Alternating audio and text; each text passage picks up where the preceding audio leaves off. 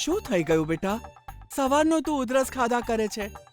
તે આઈસ્ક્રીમ ખાધો હતો? હા દાદી.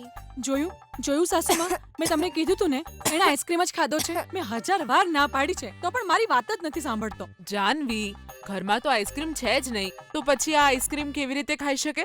હવે એ તો એ જ કહી શકે ને દીદી. બોલ, તને આઈસ્ક્રીમ કોણે આપ્યો? બોલ. અનન્યા દીદીએ.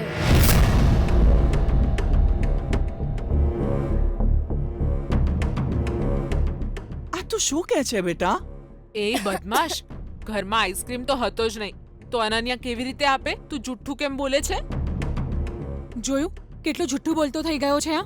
એ પોતે આઈસ્ક્રીમ ખાય છે અને બચવા માટે અનન્યા પર આરોપ મૂકી રહ્યો છે. હા, શું થયું શું વાત છે? કેમ બળો છો બિચારાને તમે લોકો? જુઓ ને સસરાજી, કોઈને કહ્યા વિના આઈસ્ક્રીમ ખાધો છે આણે અને અત્યારે શરદી થઈ ગઈ છે એને. બોલો. અરે આ શું કહે છે તું બેટા? બાળકો આ ઉંમરે આઈસ્ક્રીમ નહીં ખાય તો શું મારી ઉંમરે ખાશે?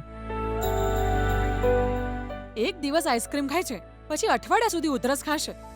ઉપરથી આઈસ્ક્રીમ અનન્યા આપ્યો હતો એવું ખોટું બોલે છે. જાનવી, બાળકોને શરદી જ ના થવી જોઈએ એવું તું કેમ વિચારે છે? એ બદમાશ, અહીંયા આવતો. અરે આટલો નહીં, તે ચોક્કસ વધારે ખાધો છે. અહીંયા આવ. આપણો સમય જુઠ્ઠું બોલનારાને ઉઘાડો પાડે એવો છે, જુઠ્ઠું બોલે એવો નથી. હા, સમય. બેટા, શું થયું હતું બોલ? તે આટલો બધો આઈસ્ક્રીમ કેમ ખાધો? તને મહિનામાં એક વાર હું બહાર લઈ જઈને તારો ફેવરેટ આઈસ્ક્રીમ ખવડાવું છું ને, તો પછી કેમ કર્યું આવું? મને અનન્યા દીદીએ આપ્યો દાદા.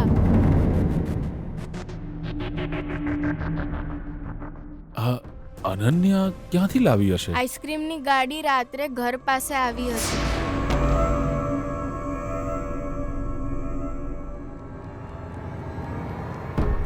રાત્રે ગાડી આવી હતી? તો અનન્યા લઈ આવી છે ને? હા દાદા, એ છોકરાએ જ આઈસ્ક્રીમ આપ્યો હતો.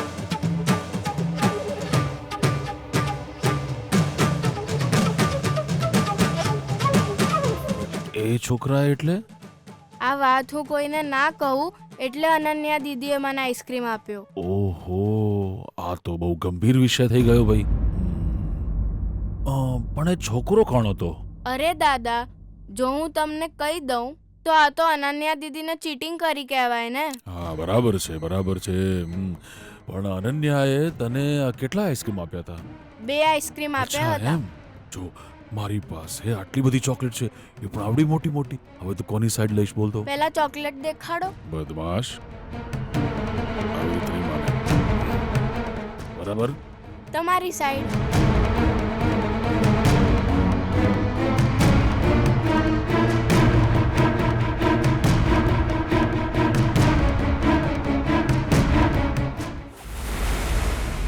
ગુડ મોર્નિંગ પત્ની.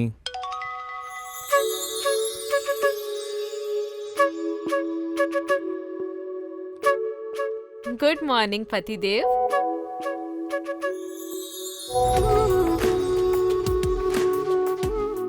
તો પછી લોન ક્યારે ચૂકવશો? કઈ લોન?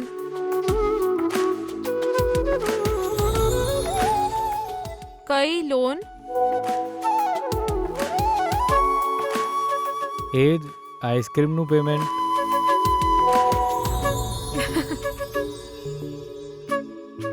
ગુડ મોર્નિંગ બેટા. ગુડ મોર્નિંગ બેટા. હાય બેટા. Dad, good morning dad. તને તારા પપ્પાનો અવાજ પણ સંભળાયો નહીં. હું પાસે આવીને ઊભો રહી ગયો તોય તને ખબર ન પડી. કોની સાથે ચેટ કરી રહ્યો છે? ગીતા સાથે? એ જ હોય ને, બીજા કોની સાથે વાત કરું? થોડા દિવસ ધીરજ રાખ બેટા, પછી તારી પત્નીને તારી પાસે બેસાડીને વાતો કરજે.